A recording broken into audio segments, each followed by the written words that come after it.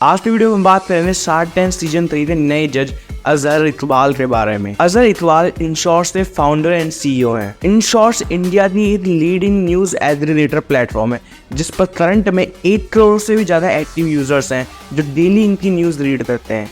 आज इनशॉर्ट्स की वैल्यूएशन 4000 करोड़ को भी पार कर चुकी है और इसके फाउंडर्स फोर्ब्स की 30 अंडर 30 और फॉर्च्यून की 40 अंडर 40 मैगजीन में भी अपेयर हो चुके हैं।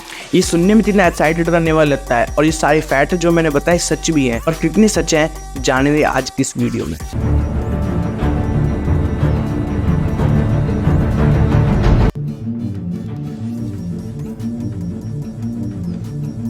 तो ये कहानी शुरू होती है साल 2013 में, जब फेसबुक का दौर चल रहा था और हर कोई सोशल मीडिया पे जाना चाहता था। भारत का जो यूथ न्यूज़पेपर और आर्टिकल्स पढ़ा करता था, अब फेसबुक पर जाने के बाद उसका अटेंशन स्पैन बहुत कम हो गया, तो उसे बड़े बड़े आर्टिकल्स पढ़ना बहुत बोरिंग लगने लगा। इसी प्रॉब्लम को देखते हुए IIT दिल्ली के 3 स्टूडेंट्स अजहर, दीपित और अनु को इस प्रॉब्लम को सॉल्व करने का आइडिया आता है कि जहाँ लोगों को बड़े बड़े न्यूज़ आर्टिकल्स और न्यूज़पेपर पढ़ना बहुत बोरिंग लग रहा था, वहाँ पर न्यूज़ को समराइज करके उन्हें दिया जाना चाहिए। स्टार्टिंग में इन्हें लगा था इनका आइडिया चलेगा नहीं चलेगा, लोगों को पसंद आएगा नहीं आएगा, तो इन्होंने अपने आइडिया की टेस्ट करने के लिए सबसे पहले फेसबुक पर एक पेज बनाया और उस पेज पर न्यूज़ को 60 से 100 वर्ड में समराइज करके डालना शुरू करा। स्टार्टिंग में 10 से 12 आर्टिकल्स पर डे डाला करते थे, जिससे इन्हें बहुत अच्छी इंगेजमेंट मिली और पहले 1 महीने में इनके 10,000 फॉलोअर्स से भी ज़्यादा हो चुके थे। धीरे धीरे अपने फेसबुक पेज से सक्सेस होने के बाद इन्होंने अपने एक ऐप लॉन्च करने के बारे में सोचा और साल 2014 में ये अपना एंड्रॉयड ऐप लॉन्च करते हैं और पहले 6 महीने में इनके 8 मिलियन से भी ज़्यादा डाउनलोड्स हो चुके थे। फिर एक दिन फ्लिपकार्ट के को फाउंडर सचिन बंसल का इनके पास मेल आता है।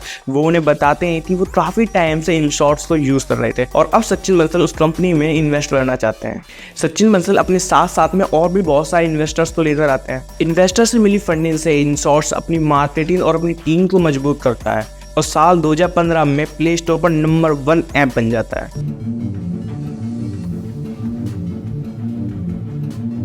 इनशॉर्ट्स ने अपने यूजर तो बना लिए पर अभी तक इनके पास कोई रेवेन्यू मॉडल नहीं था, ये बस फंडिंग के सहारे से ही सरवाइव कर रहे थे। इनशॉर्ट्स के को-फाउंडर दीपित प्रकाशिया इस इंटरव्यू के दौरान बताते हैं कि उन्होंने अभी तक मतलब 2016 तक इनशॉर्ट्स को मोनेटाइज करने के बारे में कोई प्लान नहीं बनाया है, पर धीरे धीरे ये समझ आता है कि इन्हें इनशॉर्ट्स को मोनेटाइज करने के ऊपर भी ध्यान देना होगा और इनशॉर्ट्स एक स्पॉन्सर एड्स के फीचर को अपने ऐप में इंट्रोड्यूस करते हैं, जिसके जरिए ब्रांड्स और कंपनी अपने बिजनेस को प्रमोट कर सकते थे। इनशॉर्ट्स पर एड्स रन करते हैं और ये आइडिया सक्सेसफुल भी रहा और साल 2016 में internet and mobile association of India IAMAI से इन्हें बेस्ट इनोवेशन ऐप का अवार्ड भी मिलता है और उसी साल 2016 में फोर्ब्स की 30 अंडर 30 और फॉर्च्यून की 40 अंडर 40 मैगजीन में भी अपेयर होते हैं। अब देखो, स्पॉन्सर एड्स चलाकर इनशॉर्ट्स ने रेवेन्यू जनरेट करना तो स्टार्ट कर दिया, बट प्रॉफिट से दूर ही अपने खर्चे भी नहीं निकाल पा रहे थे।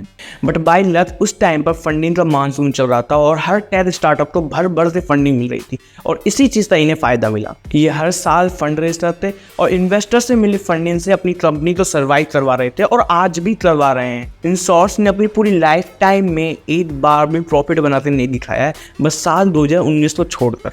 अब आप कहोगे कि फिर 4000 करोड़ की कंपनी कैसे बनी? क्योंकि कंपनी की वैल्यूएशन तो डिसाइड करने के लिए कोई फिक्स पैटर्न या फॉर्मूला तो है नहीं। कंपनी की वैल्यूएशन इनके इन्वेस्टर और इसके प्रमोटर डिसाइड करते हैं। अब सपोज मैं अपनी ट्रैकिंग कोड के लिए इन्वेस्टर लेते आता हूँ जो मेरे 1% शेयर के बदले मुझे 1 करोड़ रुपए इन्वेस्ट करके देता है, तो मेरी कंपनी की वैल्यूएशन हो जाएगी 100 करोड़ रुपए। अब 100 करोड़ रुपए है किसके पास? मेरे पास। ना तो मेरे पास है, ना कंपनी के पास है, ना इसके इन्वेस्टर के पास है और ना मैं रेवेन्यू जनरेट कर रहा हूँ 100 करोड़ का। बस हवा हवा में बेंचमार्क सेट हो जाती, कंपनी की वैल्यूएशन 100 करोड़ रुपए है। ऐसे ही इनकी वैल्यूएशन 45 करोड़ इनको मिली इन्वेस्टमेंट के बेसिस पर है। इन हैंड क्रैश की बात करी जाए तो इनके पास 100 करोड़ रुपए नहीं है। अभी तक इनके फाउंडर्स अपनी इक्विटी डायल्यूट करके कंपनी को सर्वाइव करा रहे थे। ऐसा करके अपनी 96% इक्विटी को डायल्यूट करके 1700 करोड़ रुपए मार्केट से उठा चुके हैं। अब करंट डेट में अजहर इकबाल के पास 2% इक्विटी बची है, जिसे ये अगले 2 या 3 साल तक डायल्यूट करके फंड को रेज कर सकते हैं। अब उसके बाद क्या होगा गॉड नोज, पर कंपनी तो इससे कोई फर्क नहीं पड़ता क्योंकि कंपनी का मेन एम पैसे कमाना नहीं, यूजर बनाना है, ताकि यूजर के बेसिस पर इन्वेस्टर से फंडिंग उठा सकें। कंपनी को प्रॉफिट हो चाहे ना हो, लेकिन फंडिंग से मिले पैसे से फाउंडर्स को सैलरी तो टाइम पर मिल ही रही है।